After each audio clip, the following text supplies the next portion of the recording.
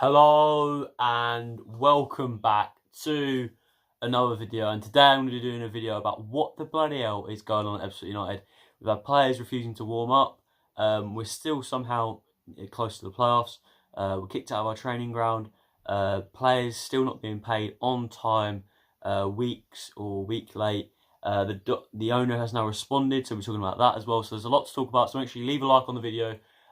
Subscribe if you're new. Let's try and smash 50 likes on this video, and also vote for me in the Football Blogging Awards. I will be at the Etihad, so please vote for me. It'd be amazing to win. But yeah, let's get straight into it. I haven't really done a video about this. There's been stuff that's happened, but nothing too significant to really do a whole video about the whole matter.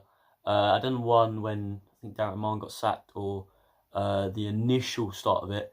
So that was in October time. Steve Gritt, the coaches, left, and players were this was all announced. Players have been paid late for the last 8 or 9 months at that point.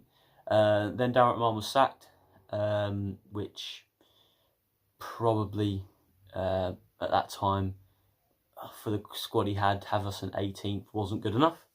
What we've done since is incredible. I think Gary Hilger then got appointed. Then with Ian Hendon, to be fair, Ian Hendon is a really good coach and done really well on that side of things. And then we got on this good run in November, getting quite a few wins together. And in December, there is a weird sort of a pension thing where we're on this sort of, there's a pension that's not being paid, so we're on a winding up list for that. That was really, really weird. Again, over the next 2 months, players paid late, but this is kept quiet. We then go over to next year. And then we go up to the Orient game. This is about the 15th of January. Players' pensions and insurance has then not been paid again. So if they got injured, then they wouldn't have had the insurance there. And then that's really dangerous as well. So that wasn't paid. And then still going on to this, the players have not been paid on time. And then the players do this open letter to the K Online. It's an open statement saying basically we just want to get paid on time. So that goes out.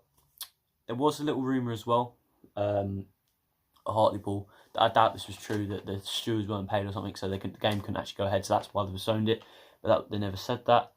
And yeah, players then got paid on time in February. But then yeah, this is where the real interesting stuff comes into play. Into March, we have 3 wins in a row. We beat Maidstone, beat Boreham Wood, beat Maidenhead, and then the big game, Wrexham. You probably already know about it. As you go into the ground, I was handed this, or people were talking about it already, but someone was down the ground showed it to me. A weird statement saying that the players are going to be paid, because there was a rumour that they're not going to get paid till their full wages till June. All the pensions were paid, and that they're not going to be put on a transfer list. Personally, very weird to do it on paper. Dr. Edler was at the game. And yeah, the players have still not been paid at this point. And whilst this is going on, the owner is in the boardroom, I presume with some players' representative or directors and stuff, with a sheet of paper that's saying the players will be paid on Monday, and they'll be paid all their wages and on time, hopefully. I don't think he did some time, but they'll be paid for their wages on June, up to June, so that should be done, and pensions and stuff like that. So the players refused to warm up. I think this did annoy Dr. Tugler a bit. Players refused to warm up. And then 10 minutes before the game, we didn't know if it's actually going to go ahead. Dave Lockwood comes out, then says the game's going ahead, so the game then comes ahead. And the players come out, absolutely boss it, 3-0 first half. Brilliant. Dr. Tugler was there as well. And then we win 4-2. And yeah, you think end of story, players get paid on Monday. Players still not paid on Monday. That side of things. So yeah, then the players do another letter, open letter. This is on Wednesday. So then do another letter, open letter on Wednesday with the K Online again. So this then goes out, and then a few hours later after that comes out, they then get paid. Eventually, 2 days after the agreed date, and about a week after when they were supposed to be paid as well. So over in total it was 9 days. They've only been paid on time once in the last year and a half, I believe that's the stat, which is just awful. The owners has some explanation for that. I don't really buy it, but because then on to Friday this week. On to Friday we have the players. No, not the players. There is a sort of Fleet Trust 50 supporters meeting with, and a sort of meet and greet, talking to the owner about the situation. He opened it with a statement, which I'll read to you now, which says, Dr. Abdullah will continue to fund the club at a manageable level. That is the key thing here. He is still putting in substantial amounts, but there's no waste.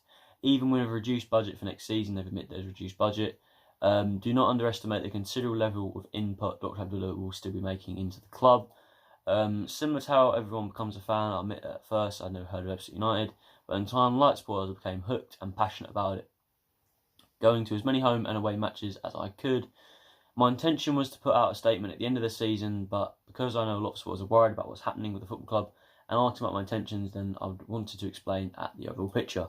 We have a good chance of getting into the playoffs, and once you get there, you never know. I want all the focus on that and don't want to be on public arguments, and I'm here for the long run. This football club belongs to all of us, and I still want to be the first chairman of the history of this club to play in the league and remain committed for years to come. I'm happy to fund a deficit, but at a more manageable level. Unnecessary additions to Portugal, player relocation costs, agent fees, that kind of thing, they'll be reduced. Too much money has been spent, too much to measure against progress in the past year, I agree with that. Gary Hill is prudent, he's the right man of this football club, and I think the appointments of Dave Archer and Gary Hill are the two best decisions I've made since I took over the club. So that is a direct quote from what Dr. Abdullah, I think Dave Archer said as well. But there was the club have put this out of the actual what was going on, and also people have spoken about it as well. In regards to the player issues, this is where I don't really agree with what he said. He does apologise for that. All players will be paid up to 30th June, that was obvious. And he did admit there was a bonus for last season. I've never heard the players mention that. I don't think they really need to anyway, considering what had gone on over that last season as well. But this is where his excuse is. The international transfers were 15th of March. They used to be that. And then they got moved to 23rd because there was a weird fraud thing going on when the new stand was built. So then they got moved to the 23rd. Payday is on the 25th of March, around there. And the players have then, and apparently it takes 2 to 3 days more. And this seems to always happen. And these take delays. Why that takes 7-10 days to go over, I very much doubt. Why would you not just change the payday? I don't really see the big issue there. You could transfer a lot of the money over earlier. There is so many more different avenues that could be taken. Personally, I think that's a little bit dodgy, part of the talk. Personally happy that he's obviously delighted that he's committed to the club, but obviously actions speak louder than words. If he just pulled the plug, we'd be absolutely screwed. But yeah, I think that is a pretty dodgy. You could just transfer a lot of the money at the start of the season, or done that earlier. Apparently Dave Archer did say that on the exact date he does transfer it on the same date. Obviously he's trying to put the blame onto the transfer people for that. In terms of finances, there's been a huge overspend over the last couple of years. I would agree with that. I wouldn't say in the National League we don't. He does say we have the biggest budget in the National League. We don't. Salford have literally like 2 times us and massive compared to us.